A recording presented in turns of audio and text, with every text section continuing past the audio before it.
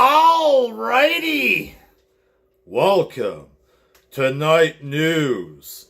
Our top story: AEW apparently releasing jobbers, folks. The time has come, and now, Tony's doing the unthinkable. He's letting people go. It's just as bad as McMahon. Right? Because y'all have been complaining about the releases from McMahon. Tony Khan releasing people. It's time to get the pitchforks out. That's how it works, right? Lio Rush there, apparently his contract is expiring February 14. On Valentine's Day.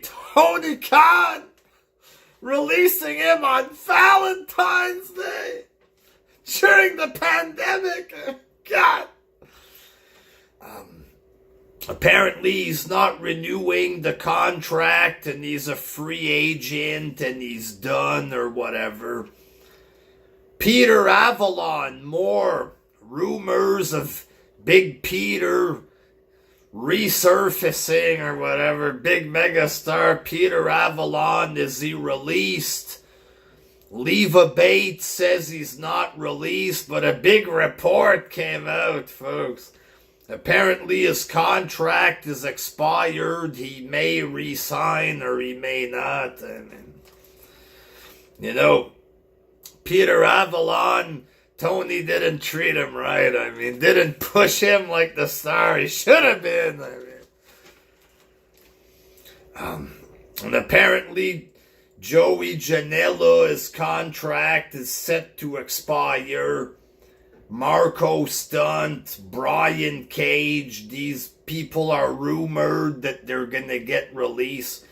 Brian Cage, not a victim of racism, but a victim of sizeism, you know what I mean? McMahon pushes the big man because that's what makes money, Tony Khan, he's a scrawny man.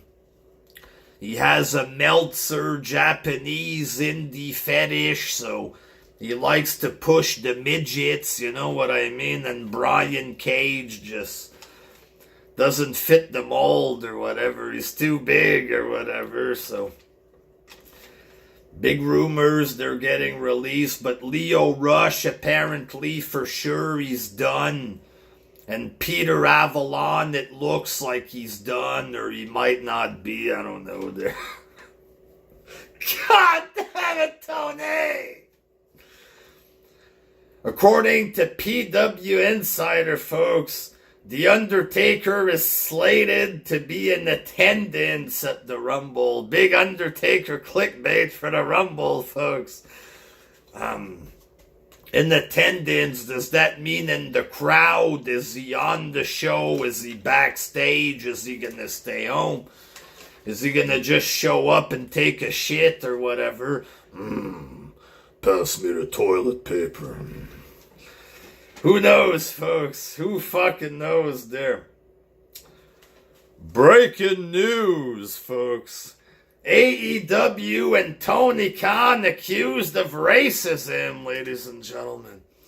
With the whole Big Swole leaving AEW, Tony Khan saying she's a shitty wrestler there, and accusations against Tony of racism, stuff like this over the Big Swole thing. Lio Rush defended Big Swole, dog. He stepped up to the plate and stood by Big Swole, and now he's gone from the company. So some people are saying, hey, he stood up for Swole for this racism stuff. Now he's getting released. Tony, what's going on?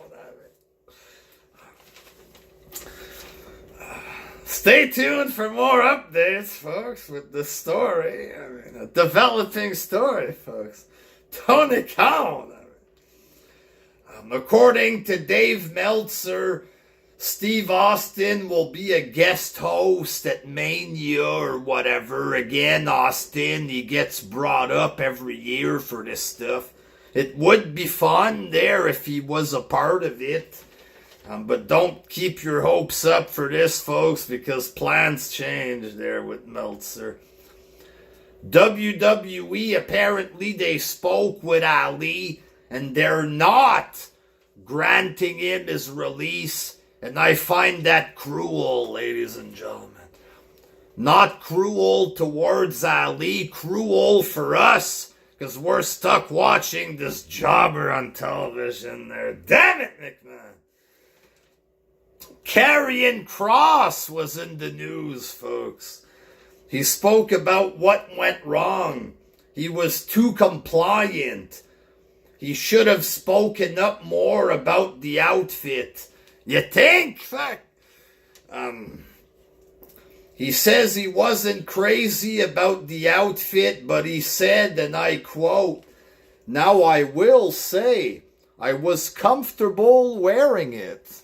Karrion Kross, folks, comfortable wearing the outfit. I love wearing this mask. I feel sexy in this mask. These red leather straps pressing up against my nipples.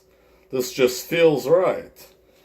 I love my leather skirt and my red leather shorts. I feel comfortable in this. I feel like a man there. Keep your head up there, Karrion Kross. WWE, they're apparently disappointed with NXT 2.0. They thought more fans would gravitate towards it. Is this more clickbait bullshit? They're pro AEW, anti NXT clickbait or whatever. Probably, folks, but if it is true or whatever, the original NXT 1.0 was pretty much ROH 2.0, and I lost interest in that shit, you know what I mean? And so did most of the audience, and now you transform it, so you chase away the indie fans that were watching it or whatever. Maybe try to promote it on Raw and SmackDown. Try to place a few stars on the show. Not Finn Balor, but, somebody that people like a little bit there just to try to boost viewership or something. And if it fails, what you could just do, McMahon could just buy AEW. You know what I mean? Use that as developmental. 95% of the wrestlers are developmental trash. They're green there. And McMahon could train him, stuff like this there. He could release most of these fucking clowns. Bring him in and release those fucking jobbers. Bring in Kenny Omega. Dress him up like Karrion Kross and fire the bastard. Bully Ray thinks Moxley should apologize or whatever for going to rehab. He should take accountability for being a drunk or whatever. I don't think you should apologize to the fans for that there. These fans are all addicted to Doritos and, popsicle or whatever they like there, but I think Moxley should apologize for the cornball entrance that he uses, the entrance music there, the goofy promos, the shitty, low-budget, hardcore gimmick there. I think he should apologize for that fucking shit there. So, there you go, folks. That's the news. For Saturday night there, Warner Media, according to Meltzer, they're upset that WWE bashed them, the self-mutilation or whatever. That's what they are over there on TNT. A bunch of self-mutilators. They like to mutilate themselves over there on TNT. But if these goofs constantly take shots at McMahon, McMahon is going to take shots back or whatever there. So put that in your pipe and smoke it, Meltzer, you fucking goofball there. Until next time, peace. Stay tuned for more news.